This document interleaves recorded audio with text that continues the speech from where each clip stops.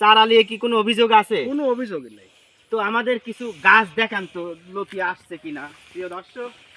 হ্যাঁ হ্যাঁ এই দেখেন, এইটা আমাদের বাড়িলতি রাজকচুর ক্ষেত। দেখেন সব গাছে পর্যাপ্ত পরিমাণে কিন্তু লতিও এসেছে। বিশেষ করে বাড়িলতি রাজকচু সারা বছর চাষ করা যায়।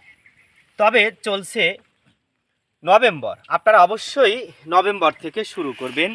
ডিসেম্বর, জানুয়ারি, ফেব্রুয়ারি, মার্চ অবধি বাড়িলতি রাজকচু চাষ করতে পারেন, কোনো সমস্যা নাই।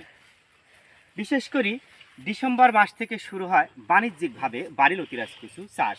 যারা অরিজিনাল বাড়িলতি রাজকচুর বীজ, ফুল, পোয়া বা চারা পেতে চান, সরাসরি আমাদের জমিনে এসে দেখে শুনে চারা নেওয়ার সুযোগ রয়েছে।